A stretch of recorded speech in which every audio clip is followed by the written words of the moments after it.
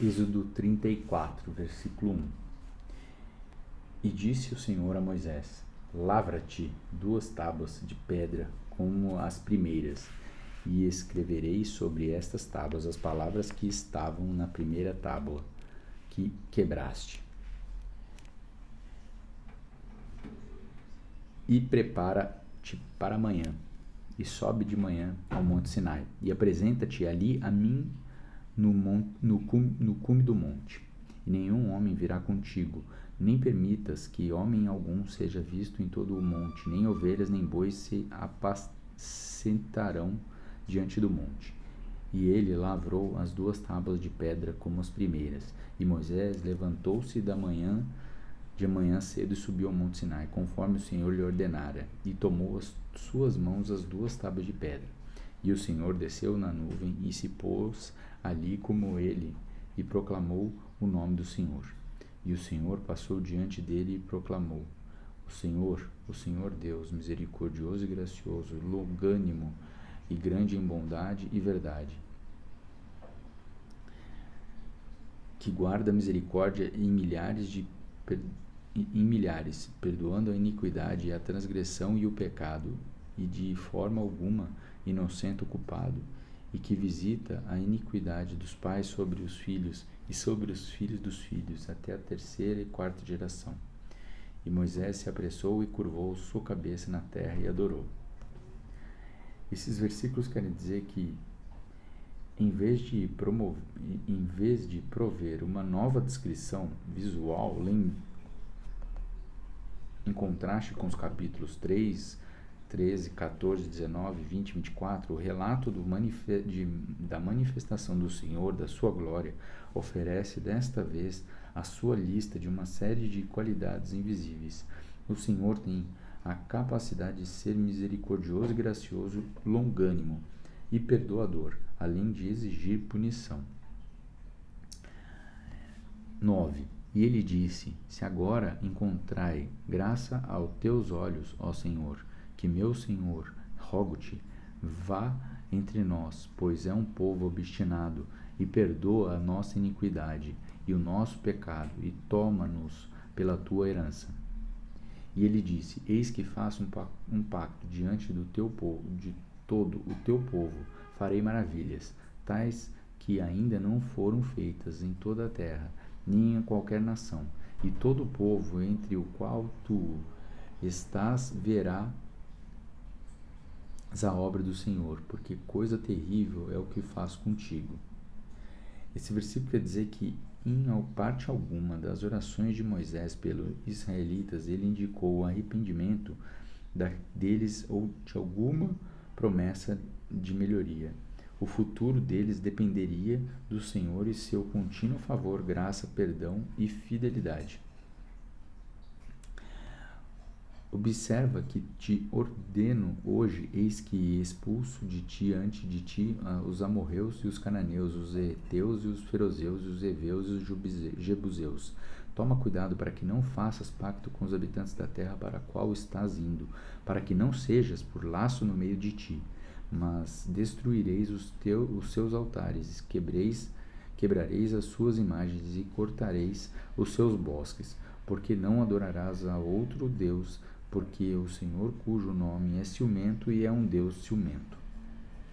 Esse versículo quer dizer que a expressão traduzida como cujo nome é ciumento, em eu, a ciumento é seu nome. Ela reflete a estreita relação entre traços de caráter e o conceito de nome ou reputação. Ela pode também ser traduzida: seu nome é zeloso, ou Ieua é zeloso por seu nome. Que o Senhor ciumento protege a integridade das suas relações é uma vigorosa afirmação. 15. Para que não faças pacto com os habitantes da terra e eles se prostituam após os seus deuses, e façam sacrifício aos seus deuses e te convidem, e tu comas do seu sacrifício. E tome das suas filhas os teus filhos, e as suas filhas se prostituam após os seus deuses, e façam os teus filhos se prostituírem após os seus deuses. Esses versículos querem dizer que a maneira depreciativa de se referir A adoração pagã é a possível participação israelitas. Nela revela que ela era errada para ambos. O Senhor era o único Deus de qualquer pessoa que deveria adorar, mas os israelitas eram especialmente responsáveis diante dele em razão de relação pactual com ele.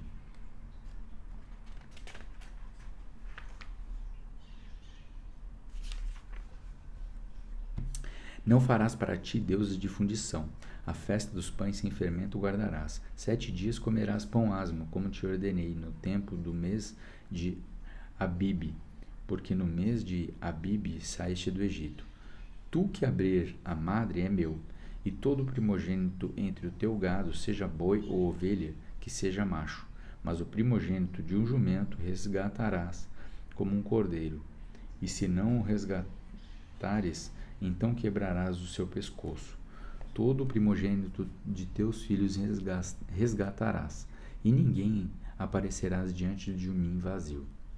6 dias trabalharás, mas no 7º dia descansarás. No tempo de arar e de ceifar descansarás. E guardarás a festa das semanas, das primícias da ceifa de trigo e das festas da colheita no fim do ano.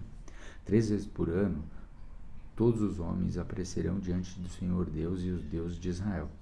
Porque eu expulsaria as nações diante de ti e alegrarei os teus termos. Nenhum homem cobiçará a tua terra quando subires para aparecer diante do Senhor de teu Deus, 3 vezes por ano. Não oferecerás o sangue do meu sacrifício como um fermento. Tampouco será o sacrifício da festa da Páscoa, até a manhã seguinte. O primeiro das primícias da tua terra trarás à casa do Senhor, o teu Deus. Não cozinharás o cabrito no leite da tua mãe. E o Senhor disse a Moisés: escreve estas palavras, porque conforme o teor destas palavras fiz um pacto contigo e com Israel. E ele esteve ali com o Senhor 40 dias e 40 noites. Não comeu pão, nem bebeu água. E ele escreveu sobre as tábuas as palavras do pacto dos 10 mandamentos. E ao descer Moisés do monte Sinai, as tábuas do testemunho estavam na mão de Moisés. Quando desceu do monte, não sabia Moisés que a pele de sua face resplandecia enquanto falava com ele. E quando Arão e todos os filhos de Israel viram a Moisés, e eis que a pele de sua face resplendia, e temeram aproximar-se dele. E Moisés os chamou, e Arão e todos os governantes da congregação se voltaram a ele, e Moisés falou. E depois todos os filhos de Israel se aproximaram e lhes deu como ordem tudo o que o Senhor havia falado, como ele no monte Sinai.